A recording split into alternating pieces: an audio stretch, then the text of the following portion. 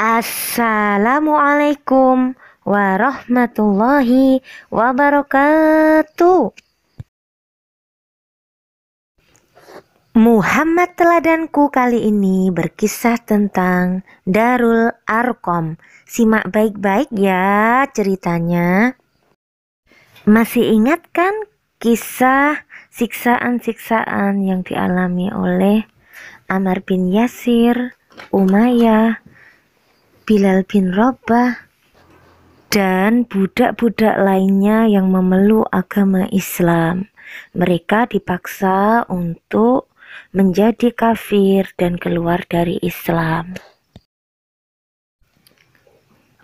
Waktu terus berjalan, kegigihan dakwah Rasulullah mulai berbuah.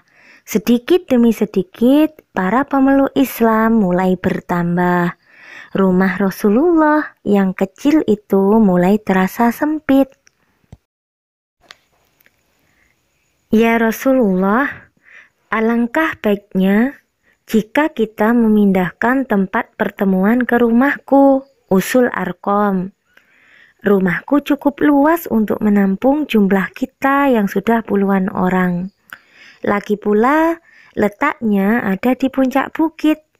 Orang-orang jahat tidak mudah mencapai tempat itu untuk mengganggu kita. Rasulullah pun setuju. Oleh karena itu, pertemuan setiap malam pun pindah ke rumah Arqam.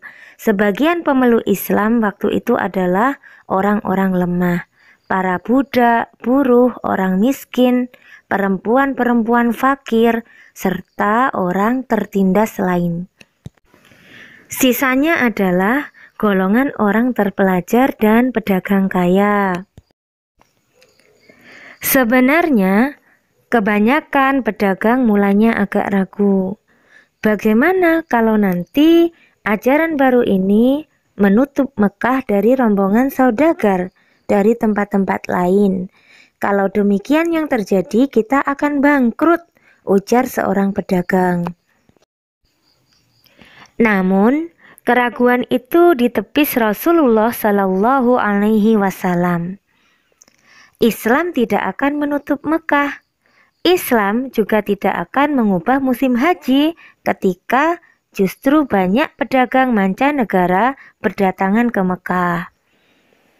Islam tidak melarang semua itu. Hal yang dilarang adalah pertama, menyembah berhala.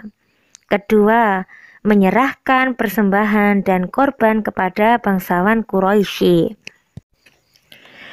Ketiga, bertelanjang ketika tawaf di Ka'bah.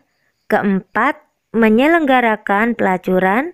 Kelima, mengeluarkan kata-kata kotor dan tindakan buruk lain saat melaksanakan haji. Mendengar itu, para pedagang pun lega. Kebanyakan mereka bukan pedagang budak dan tidak menarik untung dari korban yang dipersembahkan untuk bangsawan Quraisy.